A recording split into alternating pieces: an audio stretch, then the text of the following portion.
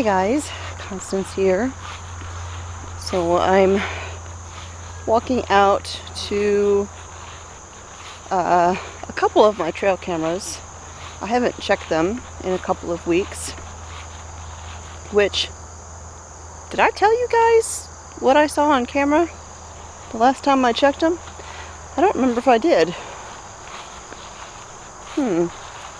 Well, in case I didn't tell you what I saw on camera the last time I came out here and checked my cameras, I'll pop that picture in right here.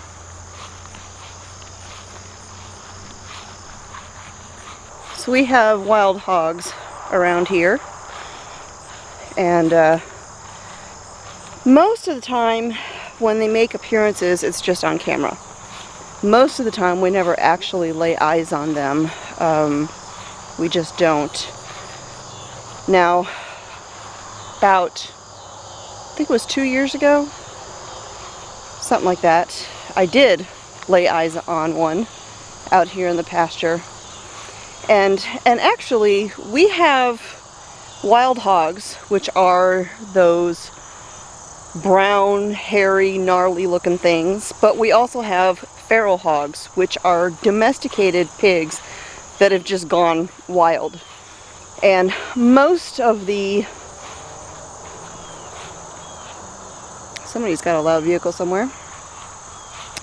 Most of the vehicles, most of the swine that we see out here are feral hogs. They're just hogs that, you know, some pigs got loose, they bred, they reproduced, and they live out there in the wild, and they are a menace to a lot of farmers' crops.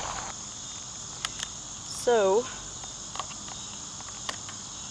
in the chance that we were to see one,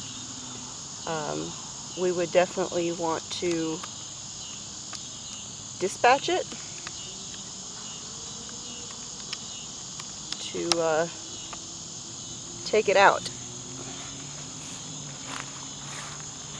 Now, sometimes I come out here for a walk, checking cameras, SD cards, all of that, and if I'm just out here around the edges of the pasture and stuff, I'm not too worried about security.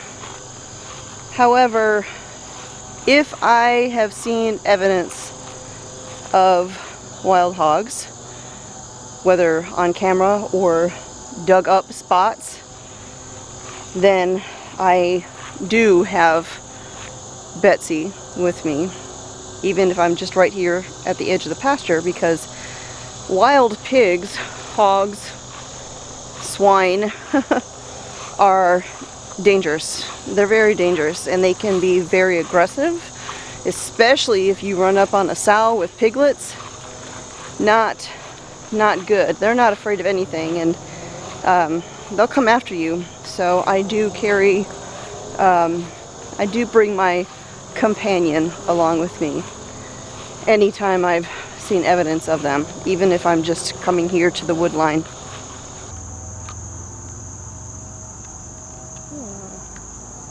I think this camera, maybe not. Nope. Oh, yep, this battery's dead. So we will save that SD card for a different one. Alright. Alright, that camera needs new batteries. So, let's go over here and check on these ones.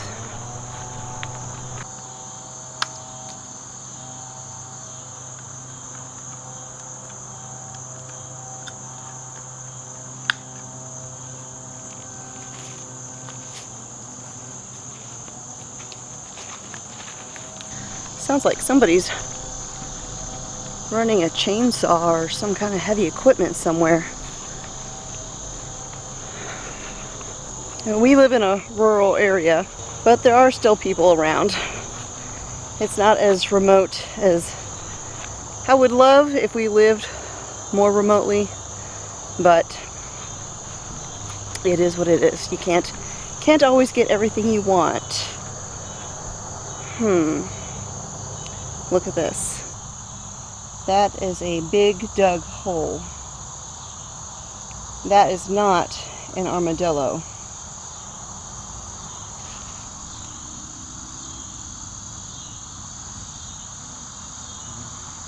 Trying to find some tracks, but it's really dug up.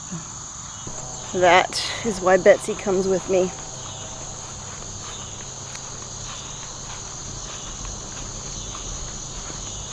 Oh.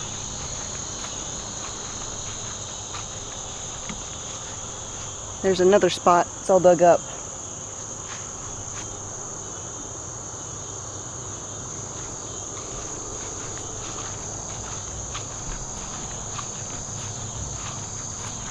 See, when I see stuff like that, that tells me the pigs are around, even if I haven't seen them on camera. That's evidence of them, because they do stuff like that. Big ol' holes in the ground. So I would be surprised.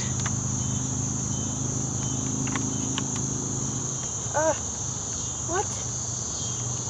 There's no SD card in this camera. Doggone it. Well, crud. I was just gonna say I would be surprised if I didn't have a pig on this camera and there was no card in it. Well, dang. That kind of stinks, because the camera is right there, and right there is some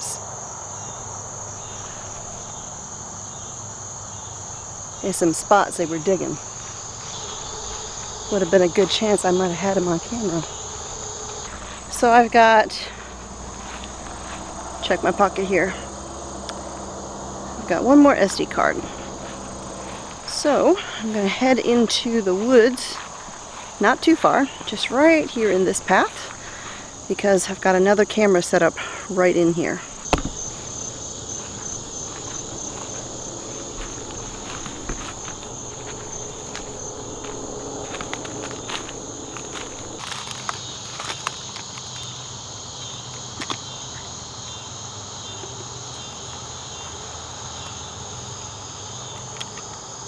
And this is another one that didn't have a card in it. I am missing a bunch of cards. So I just bought a bunch of new SD cards, and they were all the same brand, and they all looked alike, and I don't know where any of them are, because they're not in my cameras. And they're not on my desk where my SD cards usually end up. Because I come out here, I pull the cards, I check them on my computer, clear them, and then I bring them back out here. So I don't know what in the world has happened to all the rest of my SD cards.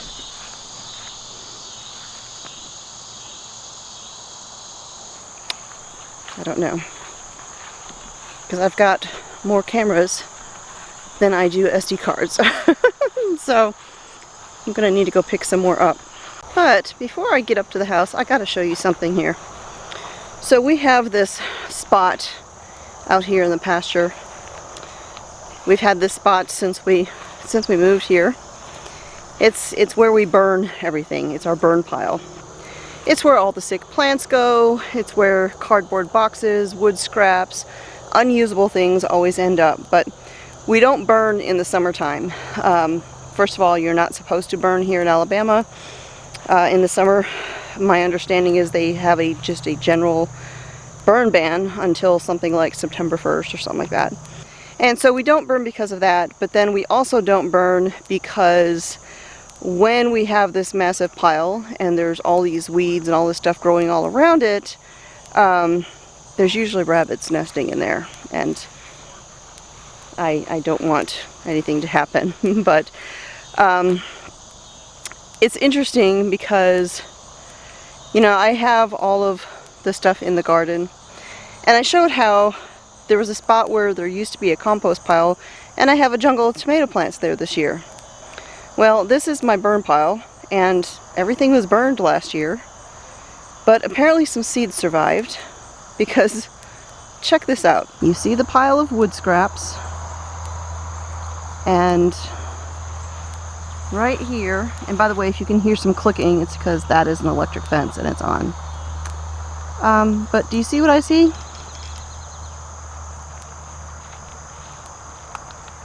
Tomato plants. And I see tomatoes.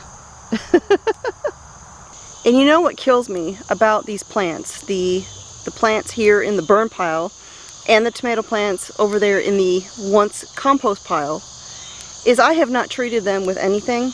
And while, you know, insects I'm sure will get into the tomatoes, for some reason there's no blight, there's no sickness. These are the healthiest looking plants around. What is up with that? I mean, seriously. No blight, no spots, and I see barely any kind of pest damage. I think I see like a leaf over there with some holes in it. Isn't that ridiculous? And it's not just tomatoes. I also have the most beautiful, vibrant, healthy zinnias anywhere on the farm. I have come out here many times and taken cuttings for my vases and pitchers in the house. As a matter of fact, I did that today. And they just keep on growing. Utterly neglected. It's crazy. Just crazy. Alright, so let's head on up and see, let's see what we got on the SD cards.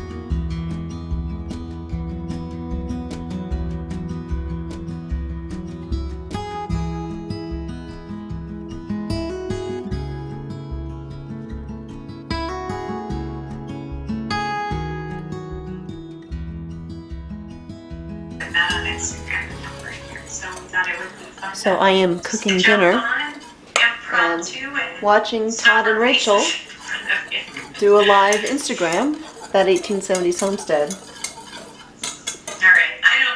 which is just wrapping up. This is just a one-time event, but thanks for hanging out with us. Did you eat the collard? She sure did. Oh yeah. Oh yeah. It was like 3/4 inch thick on your Oh sandwich. yeah, I sliced it.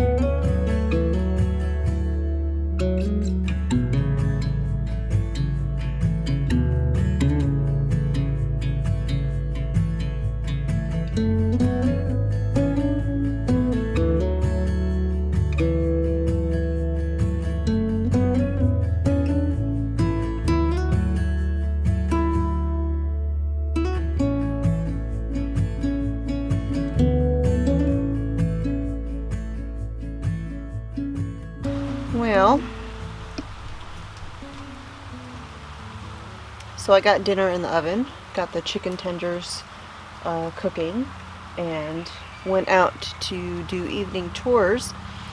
And of course, as soon as I stepped outside, it started raining.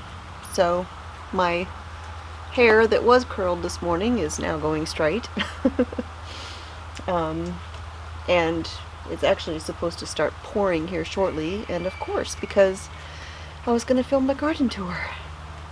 Yeah, never fails. You want it to rain, curl your hair. Because almost guaranteed it's going to happen. I have, years ago, we lived in Alaska, and when we lived up there, I still had my really long hair. I used to have hair down to my hips, and I'm actually growing it back again. But I had my long hair, and I remember there was this girl who commented, I think she was like 16, 17 years old, something like that. She commented on something along the lines of me using a flat iron straightener for my hair. And I said, I don't use a flat iron, because at the time I didn't own one. And she could not believe that my hair was as straight as it was, and I didn't use a flat iron. My hair is stick straight. The only time my hair has any kind of body or curl or anything like that to it is because I put it in it. Whether I'm using a curling iron or a flat iron, which I used a flat iron to put the curls in my hair that I had. So, you want it to rain? Curl your hair. Guaranteed.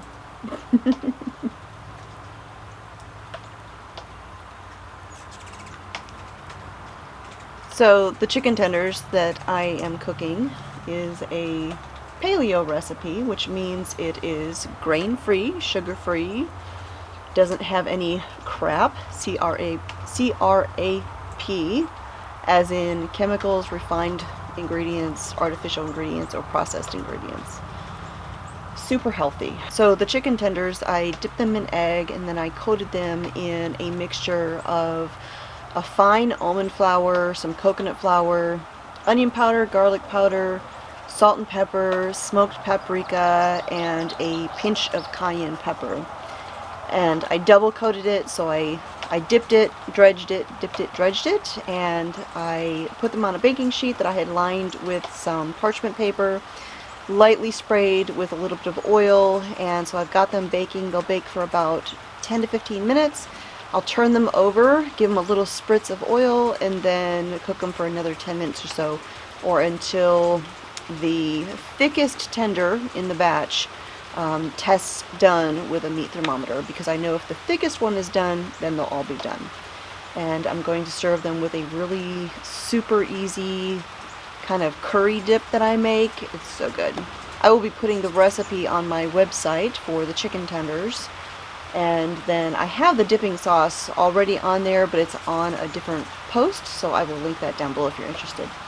So tomorrow I actually have a really great video that is going to be going up, and I mentioned it, gosh, I think it was last week. This is something that I filmed a couple weeks ago, and I just have not had a chance to edit the video because there was so much footage.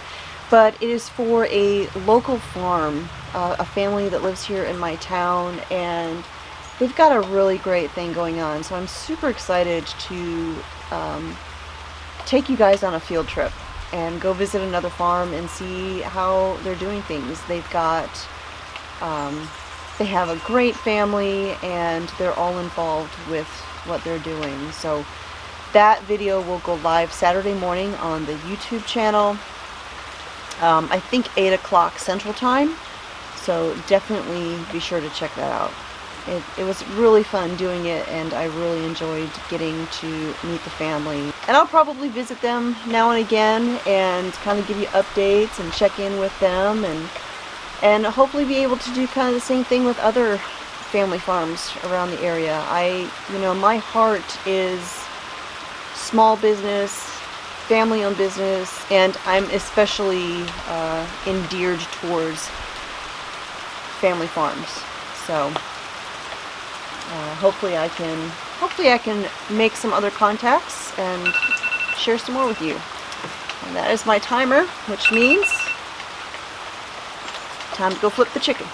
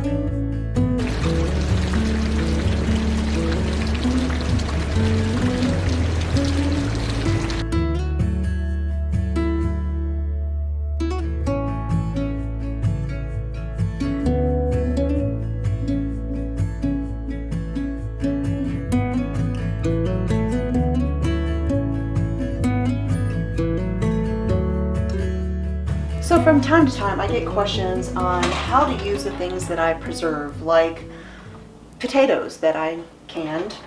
And so this is just a super easy way to use them. I just dumped the jar in my pot here, brought them up to a boil, and then just kind of reduced it and let them simmer for a few minutes to get nice and hot all the way through. And now I'm just going to take my pot of potatoes here and I'm going to drain out the liquid. Now I'm going to add in a little bit of butter. You could just serve them just like this with the melted butter, add a little bit of salt and pepper, and go with it that way. Or you can do like I'm about to do and just make a little batch of mashed potatoes. So I'm just going to add in a splash of half and half, just a little bit. And I just made a mess with my half and half container there. And then I'm just going to take my handy dandy masher and mash the potatoes. And then I'll just add a little bit extra butter or half and half if I need it.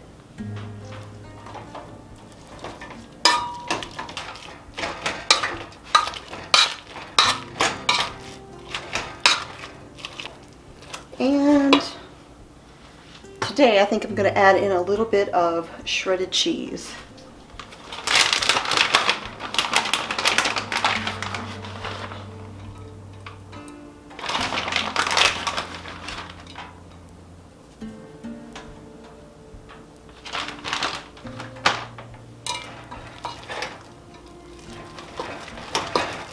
Cheesy mashed potatoes made from home canned potatoes.